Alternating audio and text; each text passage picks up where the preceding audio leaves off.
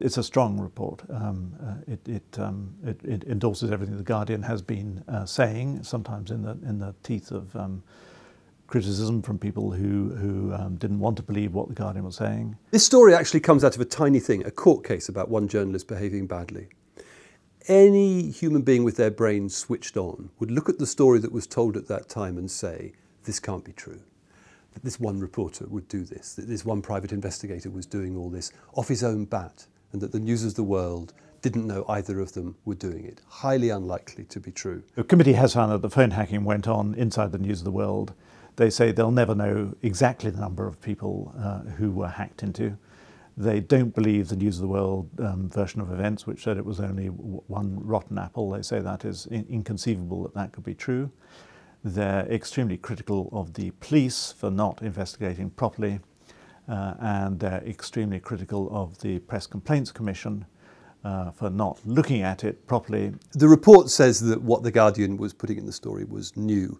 The information that we were disclosing had been in the possession of the police and the Information Commission's office for several years. So in that sense, the information was old, but it had all been hidden. None of it had been in the public domain. So far as the public was concerned, this was all new stuff. The MPs have expressed surprise that the police didn't use the powers that they have got when they found out what was going on, and that they didn't go into the News of the World and ask the obvious questions that the Select Committee themselves wanted to ask.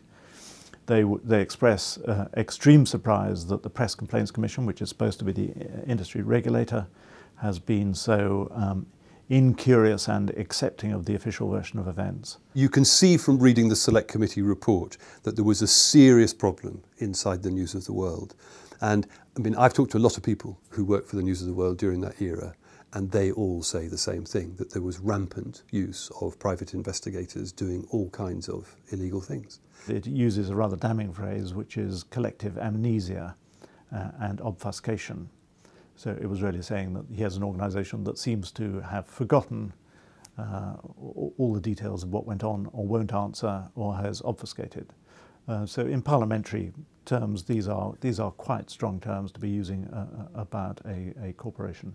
The Press Complaints Commission absolutely failed to play straight. The police didn't do their jobs properly. There was a worry that the Select Committee would come under political pressure and bury the truth again. And to their great credit, they didn't. They've played straight, and I'm very relieved that they did that. So I think the PCC, which is conducting its own review of governance at the moment, should use this report as a spur for action. It has got to look at the things that the committee says about being more proactive, about its composition, about its transparency, about whether it has severe enough penalties. It describes it as toothless in comparison with other regulators. So I think this is a wake-up call for the PCC. The story won't go away for several different reasons. First of all, the fact that the former editor is now poised to cross the doorstep into Downing Street and become one of the most powerful people in the country means that all of the questions around him will keep being raised until they're finally answered.